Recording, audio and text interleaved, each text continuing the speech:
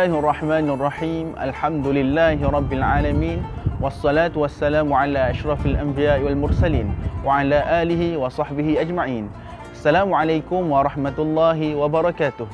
Alhamdulillah, bersyukur kita kepada Allah Subhanahu wa taala kerana kita dapat bersua lagi pada sesi tadabbur untuk ayat keempat dan kelima daripada surah Al-Fatihah. Insya-Allah kita akan cuba telusuri makna yang terkandung dalam kedua ayat ini secara ringkas dan padat, insya-Allah. Jadi untuk ayat yang keempat yang mana berbunyi a'udzubillahi minasyaitonirrajim maliki yaumiddin, yang mana bermaksud yang menguasai hari pembalasan. Yakni Allah lah yang menguasai hari pembalasan. Pada ayat ini Allah Subhanahu taala ingin menegaskan kepada kita sebagai hamba Dia bahawa Allah Subhanahu taala berkuasa secara mutlak pada hari akhirat. Bukanlah nak menyatakan bahawa Allah hanya berkuasa di hari akhirat, malahan di dunia ini pun Allah sudah berkuasa secara mutlak. Cuma Allah nak lebih menegaskan lagi kerana pada hari tersebut kita bergantung kepada pengadilan daripada Allah Subhanahu wa taala. Jadi mana kalau kita tengok raja di dunia ini adalah mempunyai batas ataupun limitasi, tapi Allah Subhanahu wa taala tidak mempunyai batas. Dan apa yang kita boleh ambil juga di hari akhirat nanti, kita bukanlah semata-mata nak masuk syurga bergantung kepada amal soleh kita, tapi ia bergantung sepenuhnya kepada rahmat Allah SWT. Namun untuk mencapai rahmat tersebut di dunia ini, kita disuruh oleh Allah SWT supaya beriman dan beramal soleh.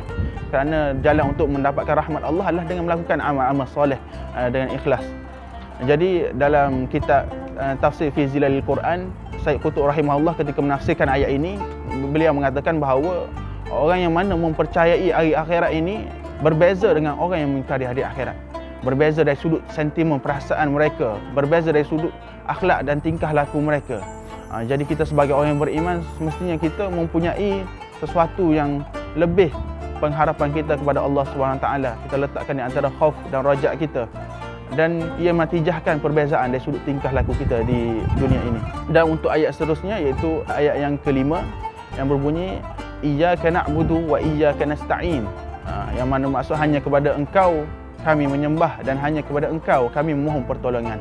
Dalam ayat ini ulama mengatakan bahawa Islam ini berlega di antara dua cakupan ayat ini. Yang pertama adalah berkait dengan ibadah kita kepada Allah Subhanahu Wa Taala dan berkait dengan seruan dalam memohon pertolongan daripada Allah Subhanahu Wa Taala.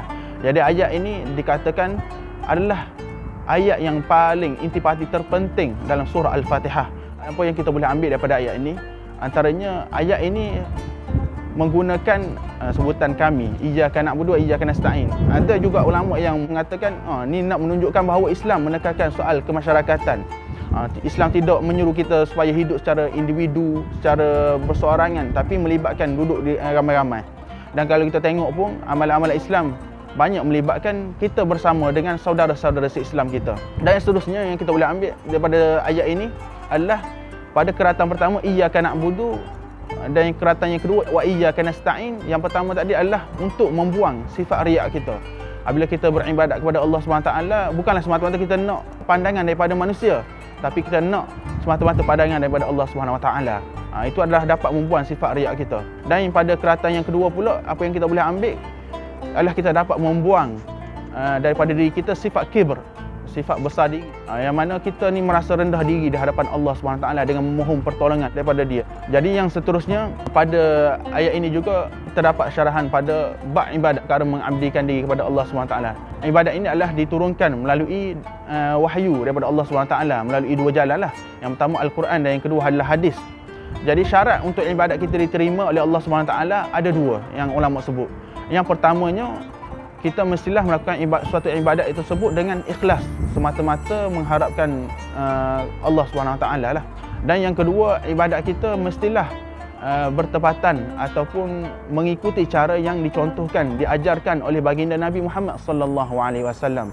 Dan seperti mana kita selalu dengar dalam kaedah qawaid fiqh yang menyebut tentang ibadat, al-aslu fil ibadah at-tawaqquf ataupun at-tauqif, yang mana ibadat ini adalah mari daripada wahyu Allah SWT. Bukanlah kita boleh sewenang-wenangnya mengadakan suatu perkara. Jadi sekadar itulah perkongsian ringkas pada kali ini. Semoga dapat mengambil manfaat dan pengajaran lah. Ma asabaka min hasanatin famin Allah, ma asabaka min sayyi'atin famin nafsi. Kullu min indillah. Wassalamualaikum warahmatullahi wabarakatuh.